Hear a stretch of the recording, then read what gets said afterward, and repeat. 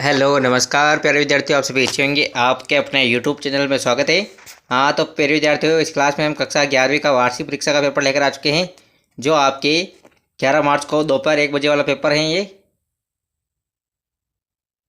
11 मार्च को होने वाला पेपर है, राजनीतिक विज्ञान का है, पॉलिटिकल साइंस का, ठीक है ना। तो सभी विद्यार्थी इस क्लास को कंप्लीट देखें और चैनल पर नए हो तो चैनल को सब्सक्राइब कर दे सभी विद्यार्थी, ठीक है ना। आपके समय रहेगा परीक्षा का 3 घंटे 15 मिनट का। पूर्णांक आपके 100 नंबर का रहने वाला है। और आपके सबसे पहले आपको जो पेपर में रोल नंबर लिखने हैं यहाँ पे, ठीक है ना, अंकों में, ठीक है ना प्यारे विद्यार्थियों। तो आप सभी इस क्लास को कंप्लीट देखिए ताकि आप परीक्षा में 100 में से 100 नंबर ला सकते हैं, ठीक है ना। कल का पेपर छपने वाला है, बिल्कुल आपके यही पेपर छपने वाला है कल। प्यारे विद्यार्थियों, आगे देखते हैं। सबसे पहले आपके वस्तुनिष्ठ प्रश्न रहने वाले हैं। प्रश्न संख्या 1, दल बदल कानून किस संविधान संशोधन द्वारा बनाया गया है।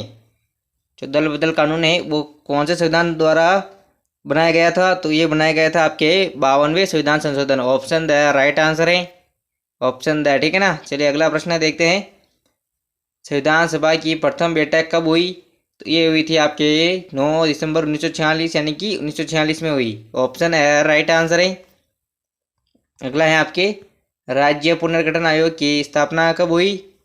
जो राज्य पुनर्गठन आयोग है उसकी स्थापना हुई थी आपके प्यारे विद्यार्थियों 1953 में, ठीक है ना। तो ऑप्शन है राइट आंसर है, ऑप्शन है।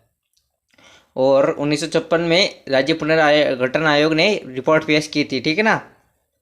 अगला प्रश्न है आपके स्थानीय स्वशासन से संबंधित प्रावधान कौन सी अनुसूची में है। हाँ तो प्यारे विद्यार्थी ये हैं आपके 12वीं अनुसूची में, ठीक है ना। सॉरी 12वीं, हाँ 12वीं में है,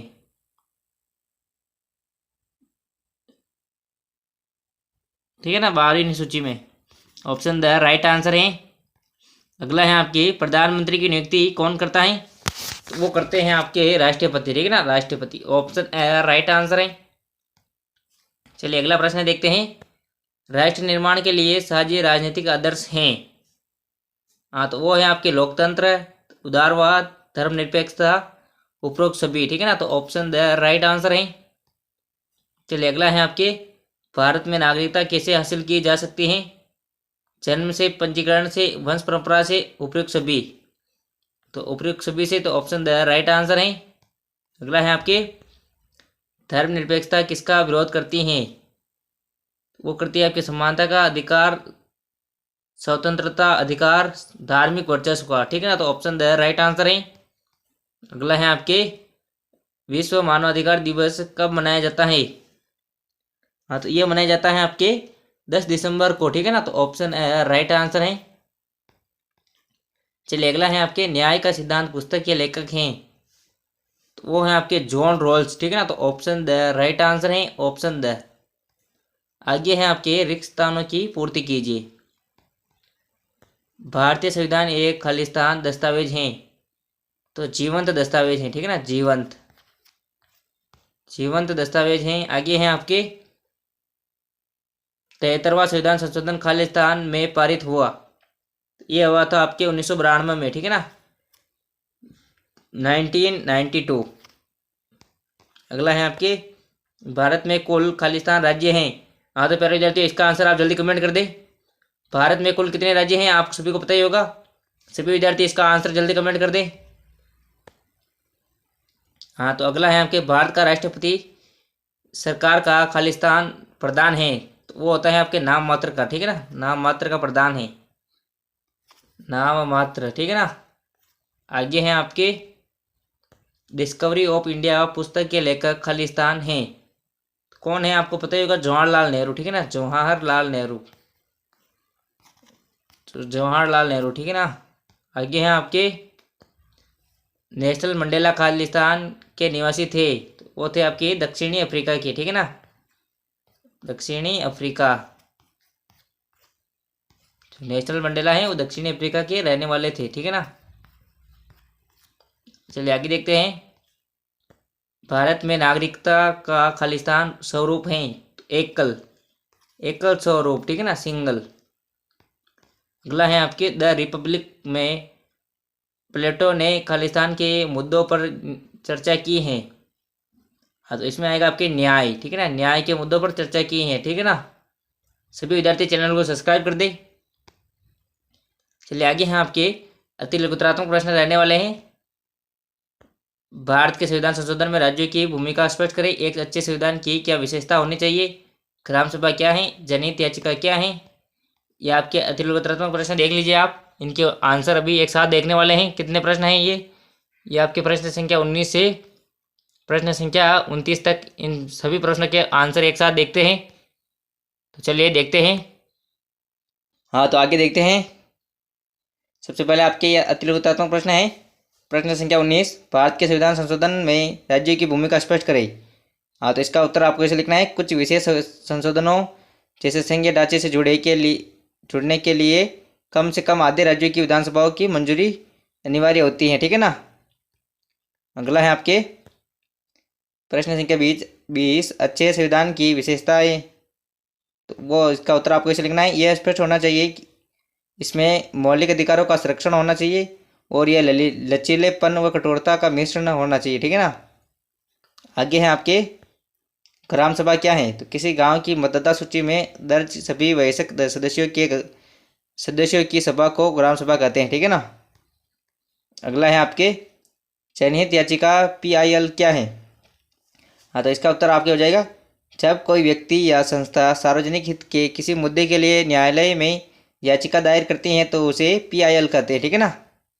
जनहित याचिका कहते हैं, ठीक है ना। चलिए अगला है आपके प्रश्न संख्या 23, संसदीय समितियों को लघु विधायिका क्यों कहते हैं। इसका उत्तर आपका जाएगा क्योंकि ये समितियाँ विधेयकों का बारीकी से अध्ययन करती हैं और संसद का बहुत सारा कार्य छोटे स्तर पर यही संपन्न होता है, ठीक है ना। अगला है आपके प्रश्न संख्या 24, राष्ट्रपति पद की योग्यता। तो इसका उत्तर जाएगा आपके वह भारत का नागरिक हो, कम से कम 35 वर्ष की आयु पूरी कर चुका हो और लोकसभा सदस्य बनने की योग्यता रखता हो, ठीक है ना। चलिए अगला है आपके 25वां प्रश्न, संघवाद क्या है। तो ऐसी शासन व्यवस्था जहाँ शक्ति का विभाजन केंद्र और राज्य सरकारों के बीच स्पष्ट रूप से होता है, ठीक है ना। केंद्र और राज्य के बीच शक्तियों के बंटवारा होता है, ठीक है ना। अगला है आपके भारतीय संविधान में मूल अधिकार हैं।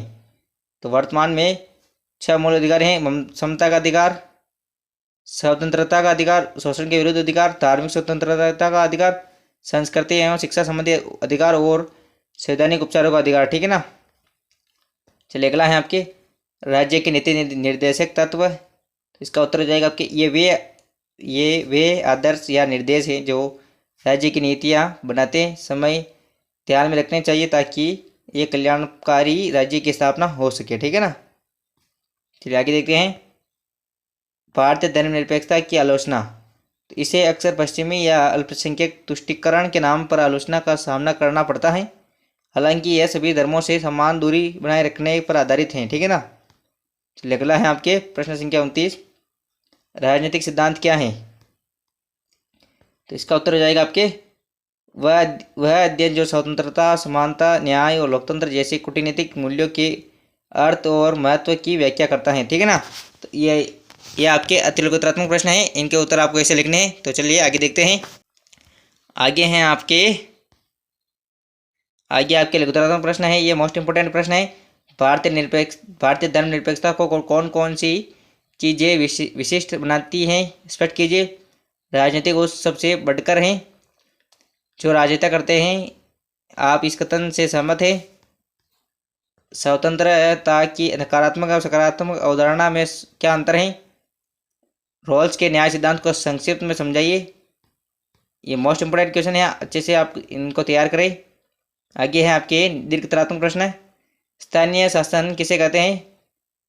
प्रदेशों में पंचायती राज के ढांचे को बताइए, ठीक है ना। आगे है भारतीय संविधान के राजनीतिक दर्शन क्या है, स्पष्ट कीजिए। संविधान में संशोधन करने के लिए विशेष बहुमत की आवश्यकता क्यों पड़ती है, समझाइए। आपकी राय में राष्ट्रीयवाद की सीमाएं क्या हैं। आगे है निबंधात्मक प्रश्न रहने वाले हैं आपके 7 नंबर के 2 प्रश्न रहेंगे, ठीक है ना। भारतीय संविधान एक जीवन दस्तावेज है, जैसे सविस्तार वर्णन कीजिए। राष्ट्रवाद किसे कहते हैं। भारतीय राष्ट्रवाद के प्रतीकों का सविस्तार समझाइए, ठीक है ना। तो ये आपके मोस्ट इंपोर्टेंट क्वेश्चन है, इनको अच्छे से तैयार कर ले। तो ये रहने वाला है आपका पेपर। आई होप आपको वीडियो अच्छा लगा। अगर वीडियो अच्छा लगा तो वीडियो को लाइक कर दी और चैनल पर नए हो तो चैनल को सब्सक्राइब कर दे। और मिलते हैं अगली नेक्स्ट क्लास में, तब तक के लिए जय हिंद। सभी विद्यार्थी क्लास को कंप्लीट देके और चैनल को सब्सक्राइब करके ही जाइए, ठीक है ना।